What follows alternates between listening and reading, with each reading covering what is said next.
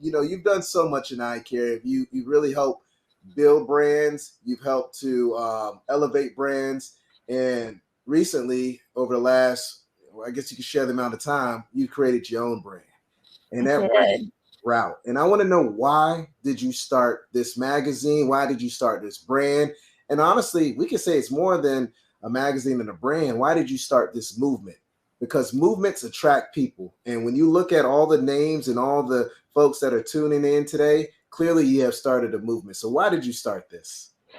Well, ROWT started out of pure frustration. I was new coming in as a rep. I had this idea in my brain that repping was going to be this glamorous thing where I'm coming in, I'm bringing people snacks, we're shopping eyewear, like I've never seen the back end things before. Right. So on this day, I remember it so clearly. I had spent 6 hours driving to the middle of nowhere, Oregon, just to show up to an appointment that forgot to put me on their calendar. No. And then the appointment after that purchased 4 frames, but returned 3. And I was just devastated by this. So I was thinking on the way home, like, what can I do to better facilitate conversations and just have opticians understand what reps actually do? Yeah. And that not every rep walking into the door is being paid tons of money. Like, there are 1099 reps that are paying for everything out of their pocket. But nobody was talking about these things. And like I said earlier, on my journey of trying to become a rep, there were absolutely no resources. So I wanted to do something to bring the worlds together, but do it in a really positive, constructive way.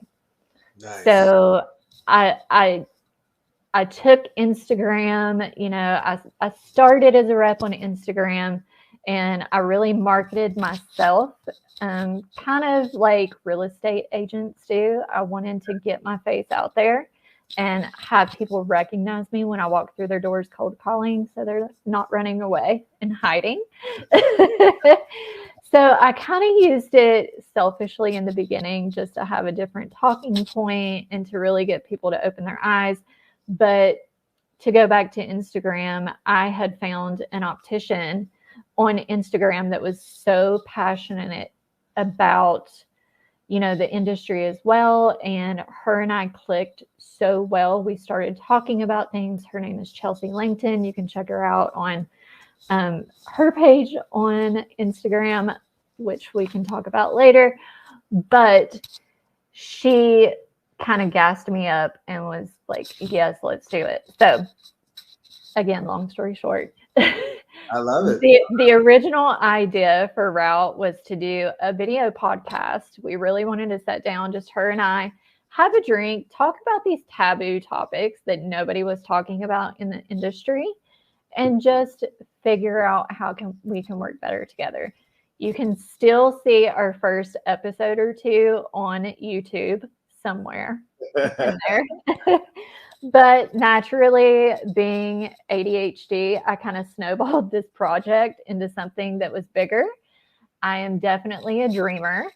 And when I come to her about the magazine idea, I'm like, let's bring other people. I want to learn how other people are getting into offices and what they're doing and how I can do better at my job. So let's learn from them and give them a platform to talk about their stories. And that's kind of how ROWT started. So out of frustration. I love it. And, that's very similar to what Dr. Jennifer Lyerly and I did with Defocus Media, right? When we came out of school, optometry wasn't in the best place. There was a lot of complaining and crying on different platforms and forums. Mm-hmm. And Jen and I was like, you know what? We love what we do. We love going every day in that exam lane and helping that patient, finding the right solutions, whether it's medical, retail, whatever aspect it may be. We love that. And we wanted to make sure that we found all the other eye care professionals that had that same love and passion. And we wanted to bring them on our podcast and share their journey and their stories as well. So that's why I'm super excited you're on the podcast today, because we align 200%, my friend. No doubt about it.